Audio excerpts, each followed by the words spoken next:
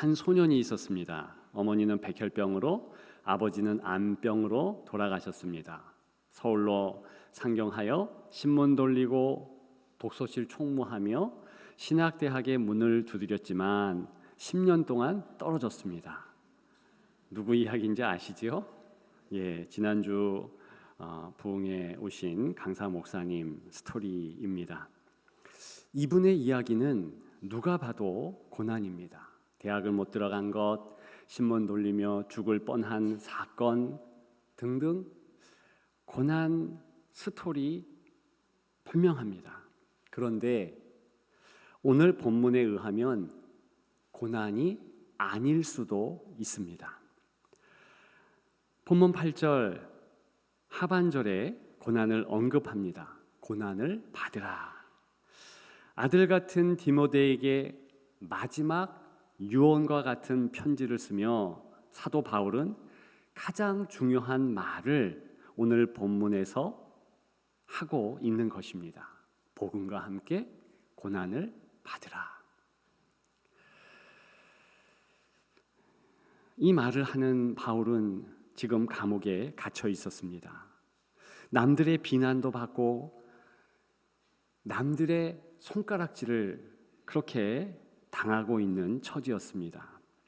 그러나 이렇게 감옥에 갇히고 남들이 비난한다라는 그 사실들 때문에 자신이 고난을 받고 있다고 여기는 것이 절대 아니었습니다.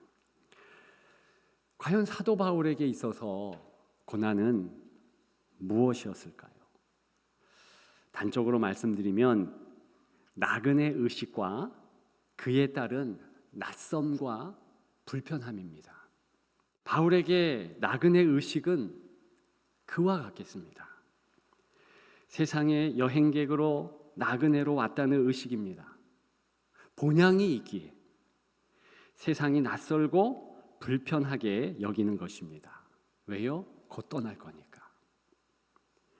감옥에 갇히고 비난을 받는다는 것과는 별개로 그런 의식과 그 의식 때문에 어쩔 수 없이 초래되는 불편함, 낯섦, 이런 것들이 다 오늘 본문이 말하는 고난이라고 말할 수 있다는 것입니다. 우리가 세상을 살아가면서 세상 가치관에 따라서 아무 생각 없이, 사고함 없이 살아가면 어떻게 되겠습니까? 그냥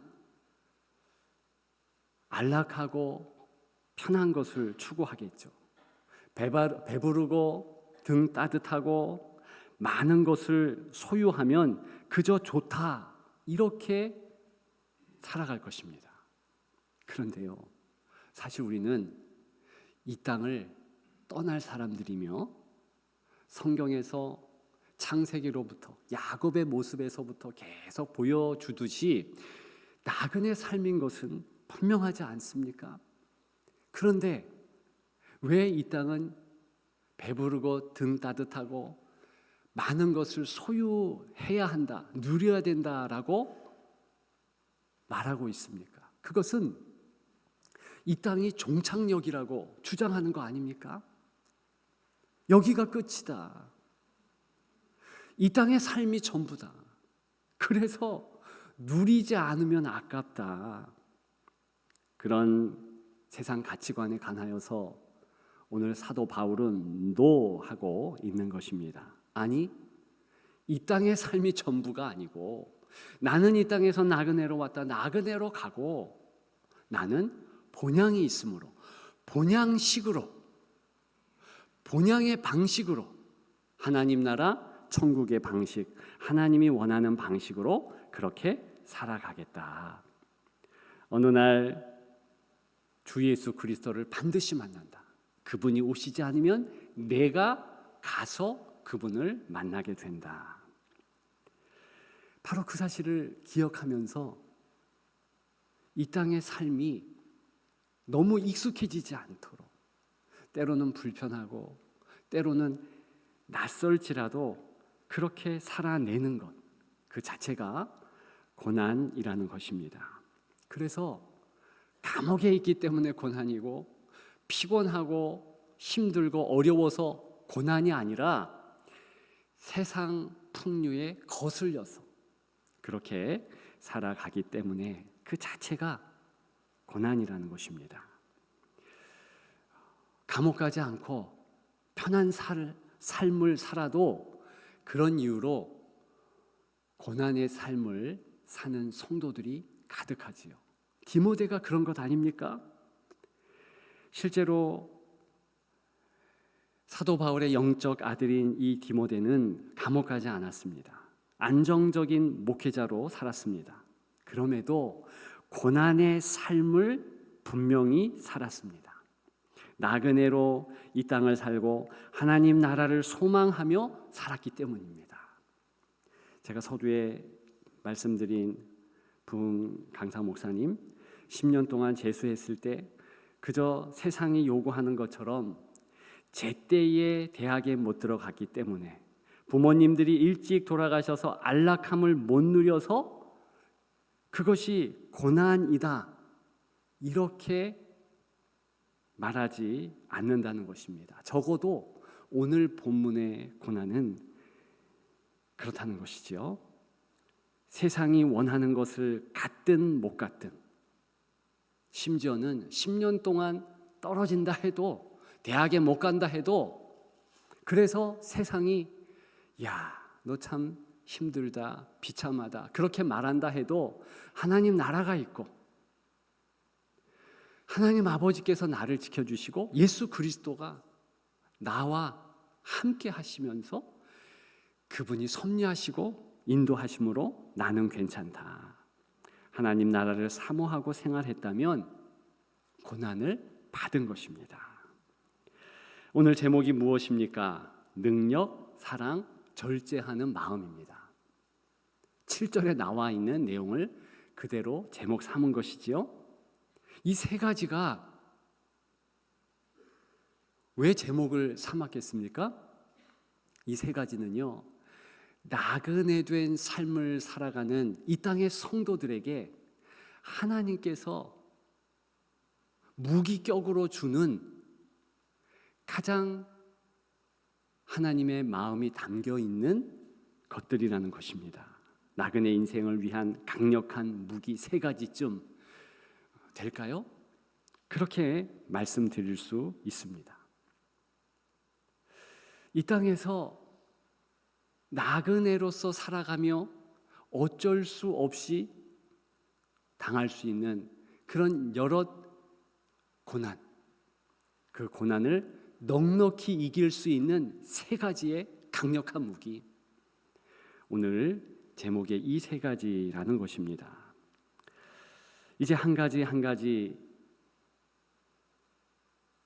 생각하고 또 살피면서 정말 우리의 삶이 어떻게 살아야 하나님 보시기에 합당하고 우리는 또한 어떻게 살아야지 주님의 성도로서 승리하는 모습인가, 그것을 잠시 생각했으면 좋겠습니다.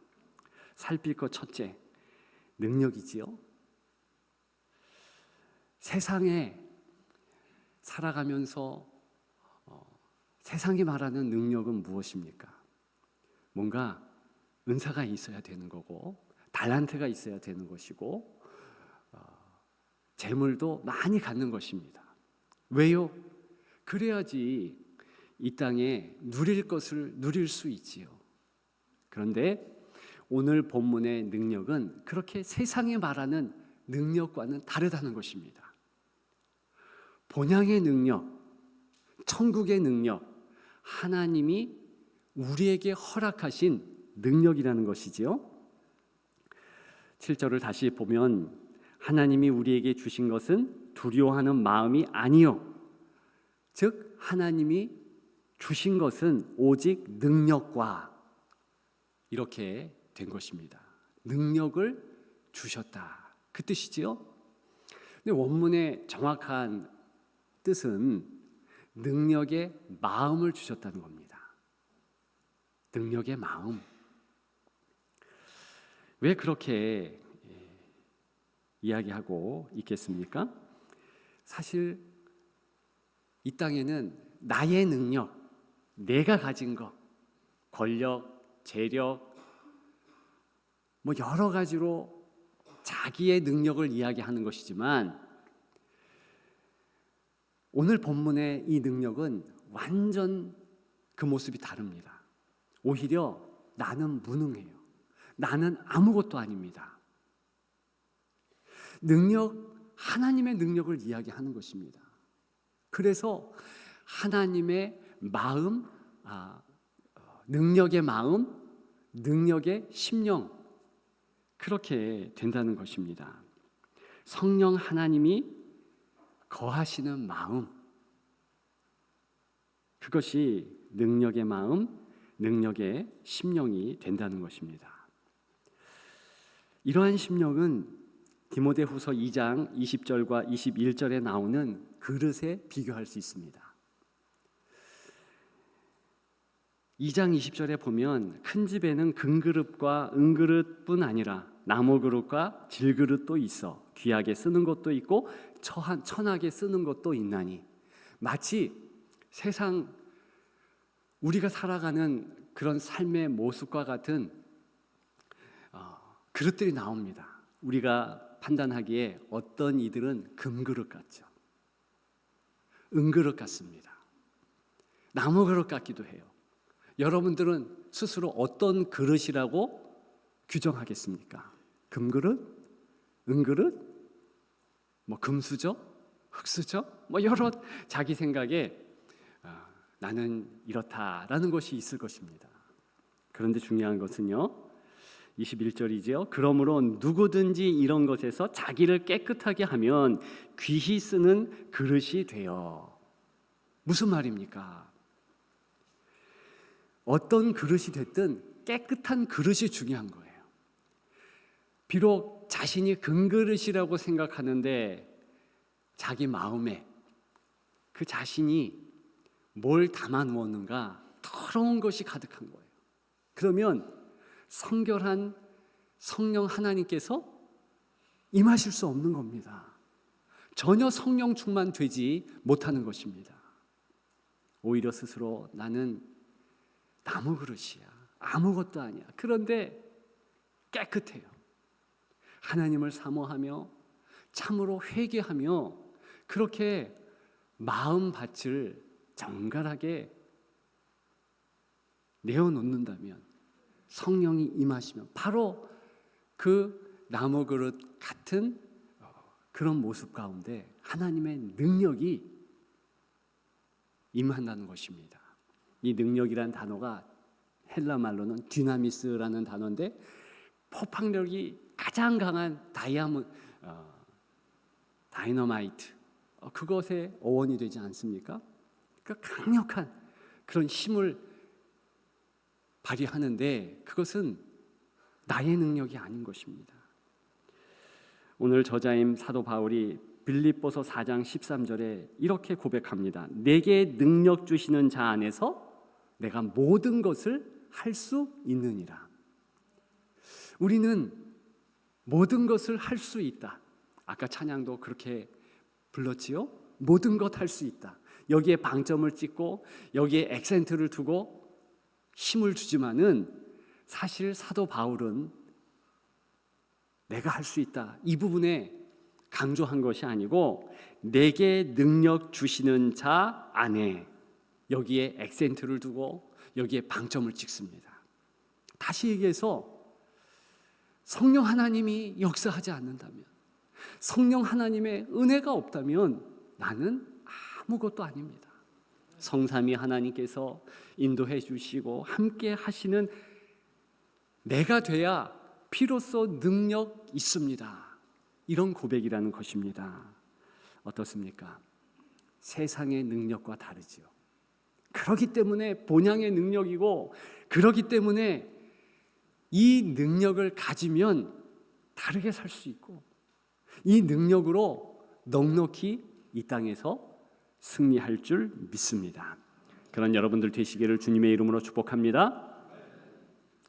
살필 것 두 번째, 사랑이지요.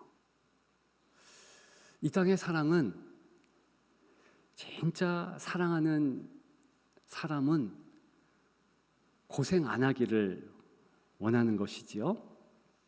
그래서 사랑하는 자신의 자녀를 고생시키고 싶지 않아서 좋은 대학 보내기를 소망합니다. 부모님들이 그렇잖아요. 그리고 좋은 직장 들어가기를 원해요. 이유는 고생 안 시키려고. 고생하는 모습이 안쓰러워서. 어떤 분들은요, 결혼하는데 고생할까 봐 집을 장만해 줍니다. 노심초사한다는 것이지요. 그런데 오늘 본문에 보게 되면 사랑하는 자 맞습니다. 어떻게 보면 육신의 아들보다 더 귀한 영혼의 아들 디모데에게 지금 유언격인 편지를 보내는 겁니다. 그런데 8절 하반절 다시 한번 상기하자면 너 고생해라, 너 고난받으라, 이런 뜻 아닙니까? 왜 이렇게 고난을 받으라, 복음과 함께 고난을 받으라 말하고 있을까요? 이미 말씀드렸습니다. 이 땅의 삶이 끝이 아니니까. 만약에 이 땅의 삶이 끝이라면 그와 같은 방식으로 내가 사랑하는 자에게 모든 것을 이 땅에 좋은 것으로 선사하고 이 땅에서 누리며 살게 하면 그만이지요. 그런데 다음 생이 있는 것입니다. 사후가 있다는 것입니다. 천국이 있고요, 영원한 그런 시간을 그곳에서 보내야 한다는 것입니다. 여러분, 천국의 그 날수와 이 땅의 우리의 날수를 비교할 수 있겠습니까? 100년 더 할 수도 있고 덜 할 수도 있는 그 날수와 영원이란 시간과 어떻게 비교할 수 있겠습니까? 즉, 사랑하는 이에게 오히려 더 고생해라 할 수 있는 안목 있는 성도가 돼야 한다는 것입니다.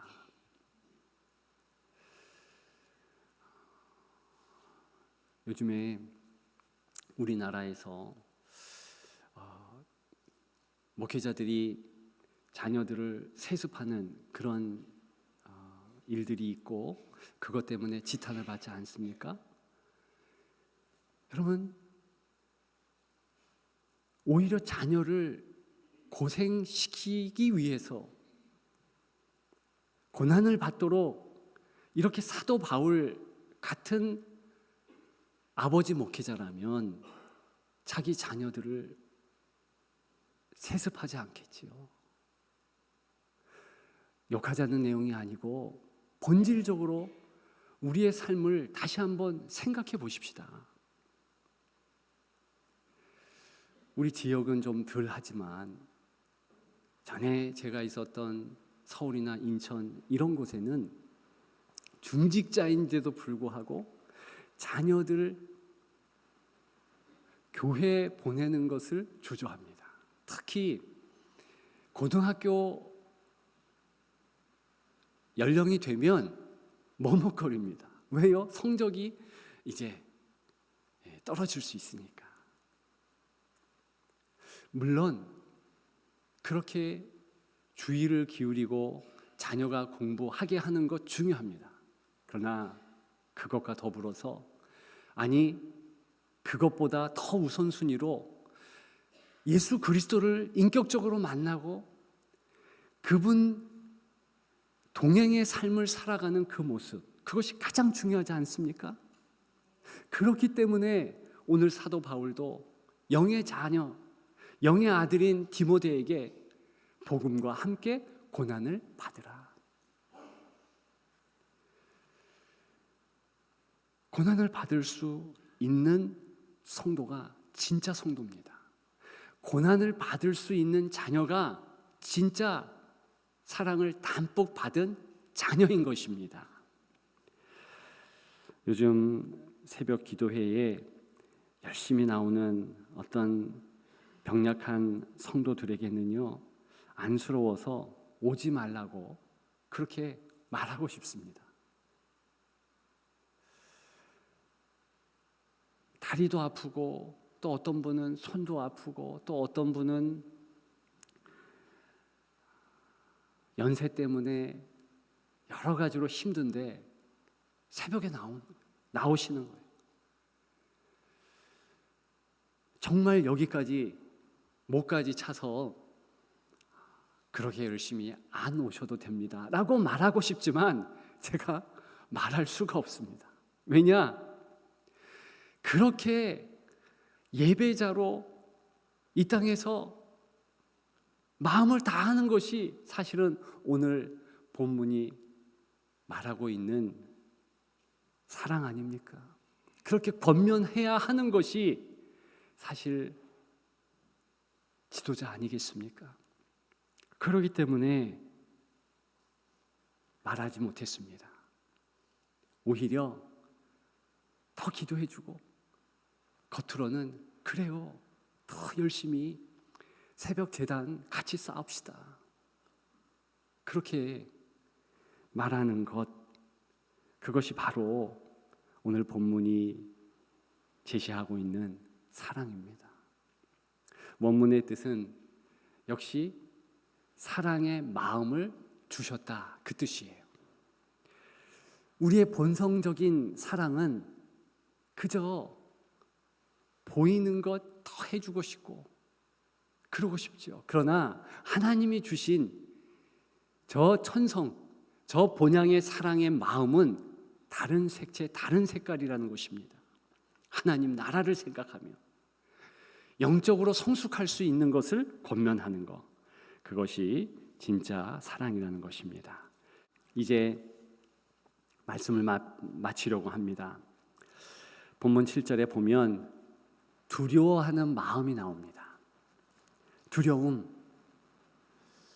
이 두려움은요, 세상 살아갈 때에 여러 가지 문제의 원흉이 됩니다. 심리학자들, 정신의학자들 이구동성으로 말하고 있지요. 정신질환의 원인이 바로 두려움이다. 저는 거기에 한 가지를 더 말씀드리고 싶습니다. 신앙생활에도 이 두려움이 가장 원수와 같습니다. 신앙생활을 힘들게 하는 것이 바로 이 여러 모양의 두려움입니다. 미래에 대한 두려움, 그것이 걱정과 근심이지요. 염려지요. 자녀에 대한 두려움. 오죽했으면 성경의 가장 많은 명령은 두려워 말라, 이것이겠습니까? 어떤 조사한 바에 의하면 360회 이상이고 375회 이렇게도 말하고 있습니다. 하여간 그렇게 많습니다. 그만큼 두려움이 신앙생활에도 이 방해거리가 된다는 것입니다. 그러면 이 두려움을 어떻게 이길 수 있겠습니까? 세 가지예요. 본향의 능력, 본향의 사랑, 본향의 절제하는 마음을 갖게 되면 이깁니다. 두려움이 물러갑니다. 아무쪼록 그런 성도로서 하나님이 주시는 승리를 계속 이 땅 여생간에 그렇게 받아 누리시기를 주님의 이름으로 축복합니다.